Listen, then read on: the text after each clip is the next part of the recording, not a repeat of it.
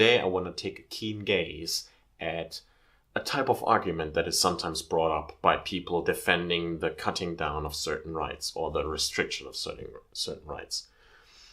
You will have heard this argument in some form, most notably when it's about privacy or when it's about free speech. And when it's about privacy, the argument goes, if you have nothing to hide, you have nothing to fear. And when it's about free speech, it goes along as, is it really necessary what you want to say? Or do we really lose that much in our cultural society if you're not allowed to say or show that? And these arguments are technically asking, why do you need to express your right? Now, there are several very smart and witty short sentences to disarm these arguments. And I want to go a little bit deeper today. I want to go deeper and ask the question, why would a right ever need a reason? And more specifically, why would the right need the reason before it is being exercised? People say like, stop and think for a moment. Do you really need to post that online? Do you really think you wouldn't get that kind of backlash? Things like this. Apparently we're supposed to restrain ourselves because we might hurt somebody's feelings. And to that statement, I first of all have to say, who the fuck cares if somebody's feelings get hurt? Somebody's feelings always get hurt.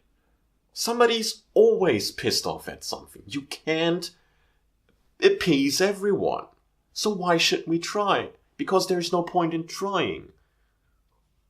And the harder you try to not piss someone off, the harder people will try to be pissed off. Because there are perpetually offended people on the internet. It's their job, more or less, to be offended. Professional victims.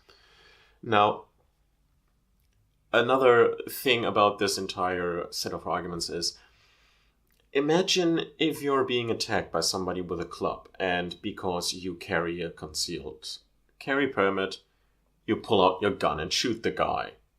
Now that guy is dead. Some people said, well,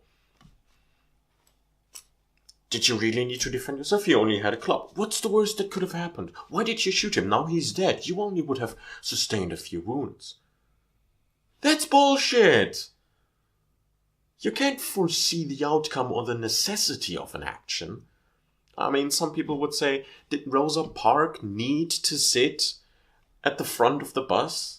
No, she didn't need to. She just didn't want to get up. She just didn't want to get pushed around anymore. Because if you ask whether something is necessary, first of all, necessary for what? For my private life, it might be necessary. Maybe not for society at large. Maybe what I post on Facebook will not be some life and culture and society changing revelation to the world. But fuck it. If we start to say that rights apply to some cases and not to others, simply because of the importance that somebody would place upon these cases, we are opening the floodgates to all sort of idiotic and stupid cases where people will discuss years in courts about whether something is truly necessary or great. And the worst part is if we apply these kind of subjective qualifiers to these cases, if we apply this set of subjective qualifiers, we're setting a certain group of people in power who are capable to block everything we are trying to do. They could block any effort of freedom or liberty simply because they say, oh, that's not important enough. That's not good enough.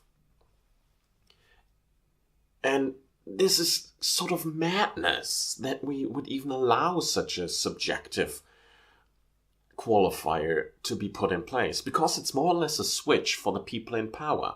And we can't give single people more power. I said that before. We can't give single people more power. We have to decentralize it in order to be safe from it. And some other people might point out that in the case of the privacy and internet security issue, people say, oh, if you've got nothing to hide, you've got nothing to fear. First of all, I don't know if I've got something to hide. Here are the premises for that nothing to hide, nothing to fear argument to work. First of all, you need to be absolutely sure what information is being observed and taken from you. Second, you need to be absolutely sure of the laws. Second, you need to be absolutely sure that the laws won't change, or that if the laws are changed, the data collected previously can't be used anymore. You need to be absolutely sure that the people who are handling the data are competent and purely benevolent. Two things which we can already prove through cases are not the case. And last of all, you have to be absolutely sure that the database is secure, which we also can prove. Snowden is just one of the many, many cases that proves that our data is not secure with the people who pretend to have only our best interest in mind. I mean, every database gets hacked. And the solution to that is not to make a more secure database. The solution to that is to not have a database. It's a liability. And the best system is the simplest one that works. And if we're trying to build a great society that works, we have to remove all this data being stored everywhere. We have to remove all these little parts that may cause complications, because every single one of them is an attack point. And our society, our Western civilization, is constantly being under attack, not just from without, but also within. People try to spy on each other. People try to hurt each other. People try to exploit each other. We can't trust the governments anymore.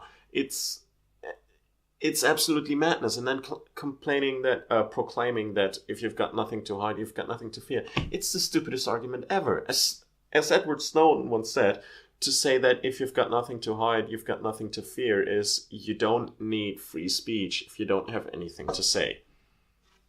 That's the exact same argument.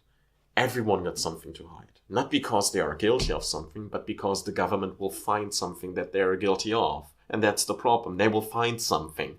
And if they can't find something you're guilty of, they will mishandle your data. People who are born today, if the current trend of data storage continues, people who are born today have a nigh 100% chance of having their data exploited or misused, even if they do absolutely nothing. I mean, we have in Europe, we have this right to be forgotten from Google, which the European court fought very hard for. You know why that exists?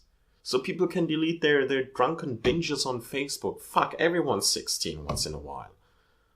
And then they post stupid shit on Facebook, and even if they delete it, it might be stored on some other guy's Facebook who took a screenshot, and then somebody who might be your employer to be searches a database for your name, and then that picture or that post pops up, and you don't have any control over how they judge that. Nobody has control over how that is judged.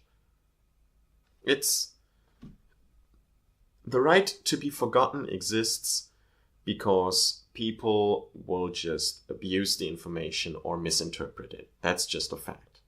And we have to protect some parts of our society from the human element. We have to protect almost every part of our society from the human element. Somebody who doesn't get that has never met humans. Had never to weasel through bureaucracy. You think bureaucracy is so great because it works like a bunch of gears and cogs and levers and springs interacting with each other. No, it doesn't. It fails constantly because it is exactly not that. Because it is people who are sometimes too lazy to simply forward an email, and then suddenly 2 years later you're sitting there and accused of what do I know, never handing in a certain paper. It happens. But you did. The bureaucracy failed. But try to prove that. Congratulations, welcome to the system. And that is why we need to remove the human element. And the first step to removing the human element is to restrict human access to these kinds of databases and to restrict the databases. And similar, to allow people to say things even if it offends other humans, because the laws are made logically. They're logical constructs. They're not human constructs.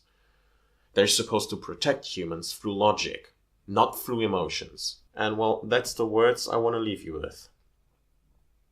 Until next time, stay keen.